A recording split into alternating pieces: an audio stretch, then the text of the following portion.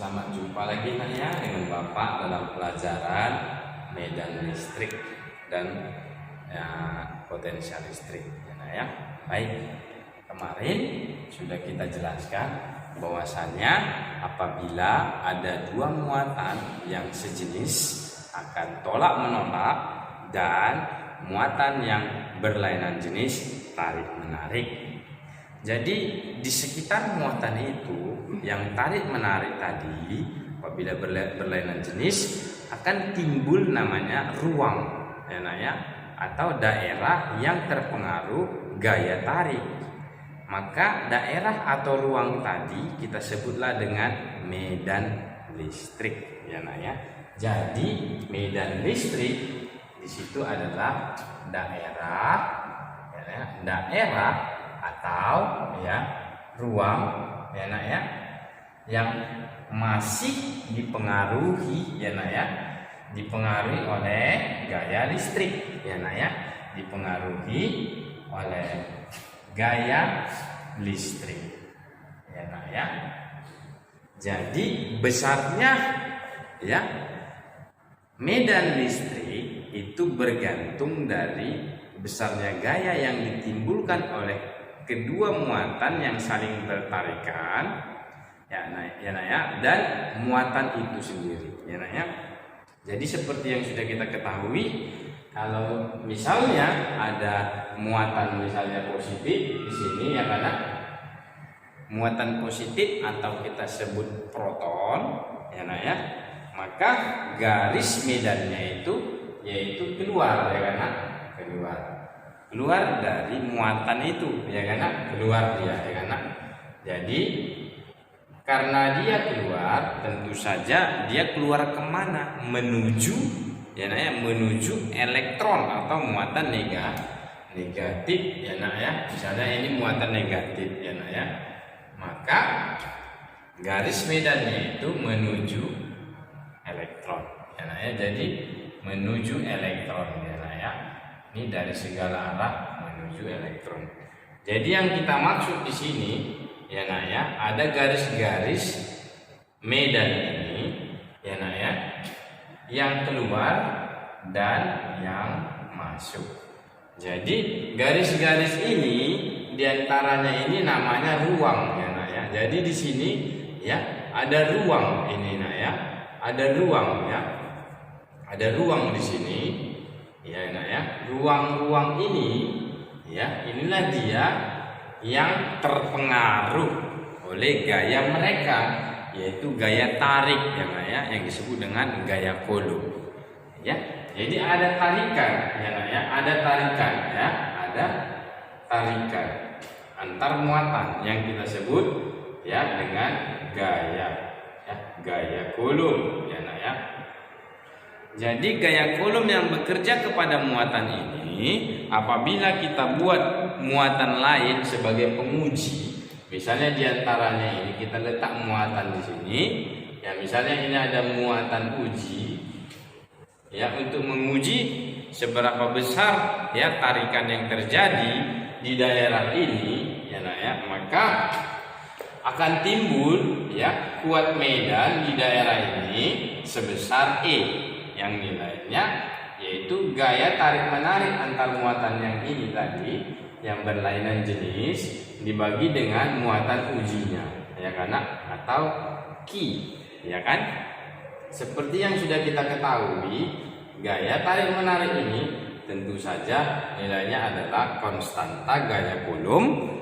dikali dengan, kalau kita misalkan ini muatan 1, ini muatan 2 berarti ini Q1 kali Q2 dibagi dengan berapa jauh mereka ini yang kita sebut dengan jarak R di sini ada jarak antar muatan yang kita sebut saja atau kita simpulkan dengan R. Kemudian kalau kita misalkan muatan ini juga Q1 atau kita misalkan saja Q2 nama muatannya tentu saja kalau dibagi lagi dengan Q di sini tentu saja hasilnya bisa kita coret di sini yang ini menjadi konstanta gaya kulum dikali dengan muatan dibagi dengan jaraknya ya. Jadi tentu saja kuadrat jarak. Ya. Jadi E di sini atau kuat medan adalah ya konstanta gaya kulum dikali dengan Q atau muatannya dibagi dengan kuadrat jarak. Ya. Jadi bisa dilihat di sini ya, bahwasanya E bergantung dari muatan dan juga kuadrat jarak. Jadi E di situ adalah kuat medan. Ya, kuat medan berarti Newton per Coulomb. Ya, karena gaya itu adalah Newton, Q itu atau muatan adalah Coulomb. Ya. Jadi apabila medan listriknya itu kita tinjau pada misalnya konduktor yang berbentuk bola, ya. Jadi medan listrik pada bola konduktor ya. Bola yang konduktor yang berbentuk bola ya. Misalnya bola besi ya. Besi kan termasuk konduktor, yaitu zat atau benda yang mampu menghantarkan listrik dengan baik ya karena. Jadi kalau kita misalkan ini ya ada bola konduktor ya karena konduktor yang berbentuk bola ya karena maka kuat medannya itu akan tersebar merata ya di mana di tepinya ya akan tersebar merata di sini kuat medannya itu ya. Medan listriknya itu tersebar merata di permukaan bola ya, di permukaan bola. Kalau kita misalkan bola itu punya jari-jari ya bola kan punya jari-jari ya karena yang disebut dengan bola homogen jari-jarinya kan sama ya ya. Jadi kalau medan listrik pada bola konduktor ya di sini ya tersebar merata ya tersebar merata ya di permukaan bola ya dia di permukaan bola kuat medannya ya. Misalnya bola ini punya jari-jari sebesar R ya kemudian kita tempatkan suatu penguji apakah ada kuat medan di daerah itu ya kan, kita tempatkan misalnya di sinilah kita tempatkan di dalam bola. Kita misalkan ini ada titik uji ya atau muatan lain yang kita sebut titik A ya. Kemudian kita letakkan suatu muatan uji pas atau tepat di tepinya ya kan, di tepinya atau kita letakkan di sini boleh tepi yang di sini biar nampak. Kita misalkan ini titik B. Kemudian sekarang kita keluarkan lagi ini di titik yang di luar bola ini, kita misalkan titik C ya. Berarti di sini ya kuat medan yang terjadi di tiap titik ABC ya ya. Jadi kuat medan pada bola konduktor setiap titiknya ya, pada tiap titik ya. Bisa kita buat di titik A ya. Nah, ini di titik A ya. Berarti ini apa di dalam bola. Apakah ada di sini? Ya. Jadi kita lihat di sini ya. Di titik A atau di dalam bola, maka kalau kita ukur di sini jaraknya pusat bola ke titik A ya, ini kita ukur. Misalnya kita dapat di sini adalah RA ya. Jadi jarak titik A ke pusat itu pasti lebih kecil daripada jari-jari bola. Ya, maka kuat medan di titik A ini nilainya sama dengan 0. Dia tidak ada medan listrik di dalam bola ya. Di dalam bola konduktor ini. Kemudian kalau kita tinjau lagi di titik B ya, di titik B ya, di titik B ini, di titik B itu berarti tepat di tepi atau sisi bola, ya nak ya. Nah, bola ini. Berarti di sini ya nak ya, jarak dari pusat ke B atau RB sama dengan jari-jari bola, ya kan nak? Sama dengan jari-jari bola, ya, sama dengan jari-jari bola. Berarti kuat medan di titik B itu nilainya ya sama dengan ya K dikali ya, atau konstanta gaya Coulomb dikali dengan muatannya ya dibagi dengan jari-jari B atau jarak pusat ke titik B ini tadi. Ya tentu saja sama dengan R ya, tidak masalah. Jadi K kali Q per R RB ya nah ya. Itu dia. Kemudian di titik C atau di luar bola ya, di titik C ya, di luar bola. C berada di luar bola. Jadi muatan ujinya ada 3 keadaan kita taruh ya karena satu di dalam bola. Apakah terjadi medan listrik? Ternyata tidak. Jadi kalau bola konduktor ditanya medan listrik ada nggak di dalam bola? Tidak ada. Kemudian ada nggak medan listrik di kulit bola ataupun di sisi bola, tepi lingkaran bola itu? Ada. Nilainya sebesar K dikali muatannya dibagi dengan jaraknya atau jari-jari. Ya, jarak titik B ke pusat. Kalau di titik C itu berarti jarak C ke ya jarak C ke pusat lebih besar dari jari-jari bola. Ya kan? Berarti RC itu lebih besar dari jari-jari. Ya kan? Nah, kalau begitu yang kita pakai nanti adalah RC ya. RC. Jadi kuat medan di titik C adalah konstanta gaya Coulomb dikali dengan muatannya dibagi dengan RC. Ya nak ya. Dia yang kita pakai jarak di sini adalah RC. Ya, di sini RB kuadrat, RC kuadrat. Ya nak ya, jangan lupa ya karena rumus dasarnya adalah K kali Q per RB per RC kuadrat. Ya, RB dan RC kuadrat. Ya. Kemudian, ya nak ya,